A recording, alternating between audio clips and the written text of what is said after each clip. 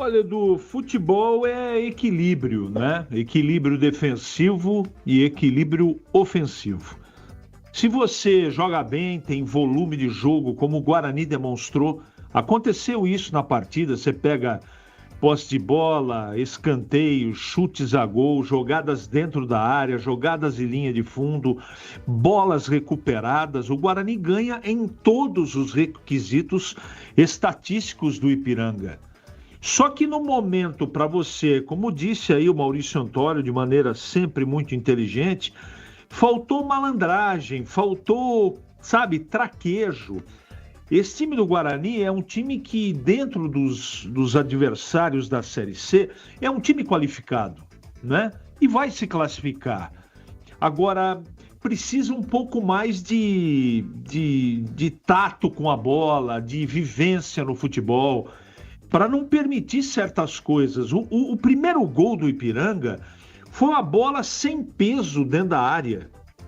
Tinham 3 jogadores do Guarani na bola, eles conseguiram se atrapalhar e apareceu o rapaz por detrás e fez o primeiro gol do Ipiranga. 3 minutos depois de estar 2-0 para o Guarani, tomou o primeiro gol, 2-1, 3 minutos depois, aí o rapaz tem uma liberdade gigante no meio-campo, depois de uma saída de bola equivocada, dá um petardo para o gol, mas era uma bola defensável, né, meus amigos? O Kaique França não pode tomar o gol que tomou. Então, eu tenho que fazer essas observações para dizer que, primeiro, todo mundo sabia que era um jogo complicado. Esse time do Ipiranga é um time bem treinado, é um time muito perigoso. Agora, o Guarani teve a oportunidade de ganhar e ganhar bem, de novo. Porque contra o Anápolis, pelo número de oportunidades que o time teve, era para ter feito 2, 3 de diferença no Anápolis.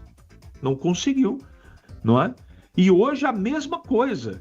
Não teve tantos gols perdidos, mas o time buscou, o time guerreou, o time tentou de todas as maneiras, mas no momento, sem a bola, que você tem que efetivamente defender, ter equilíbrio, ter tranquilidade, o time não teve. Não teve no primeiro gol e não teve. Como é que você vai imaginar que o Kaique França vai tomar o gol que tomou? É difícil, gente. É complicado, é complicado. Eu sei que a torcida está muito chateada. Eu também, se fosse torcedor, tivesse ido no campo, ficaria chateado. Porque até o segundo gol, quando o Guarani voltou bem, voltou mordendo, fez 2-0, estava controlado o jogo. Não era para ter acontecido o que aconteceu. Parece que o time apaga, desliga da tomada. Isso não pode acontecer. E como é que o Hélio tem que corrigir isso? Você tem que detectar os problemas aonde, né, taticamente, aqueles que não estão cumprindo aquilo que foi determinado, não é? Eu achei também que o Hélio demorou para mexer no time, né? Ele deveria ter mexido no meio. O Carlos Eduardo e o Isaac deram, depois do segundo gol, alguns indicativos de cansaço. Aí, cansado, mesmo com muita força física dos dois, você erra passe, erra cruzamento, aí fica um pouco mais complicado. De qualquer maneira, 2-2 não é um desastre de resultado, mas esses números, 7 jogos, ou dos últimos 7 jogos, Guarani só ganhou 1 na reta final do campeonato, é com toda certeza um aspecto preocupante. 2-2 não foi desastroso, foi melhor do que perder, mas o Guarani deixou escapar mais uma vez uma oportunidade, uma chance de fazer 3 pontos na Série C. Edu.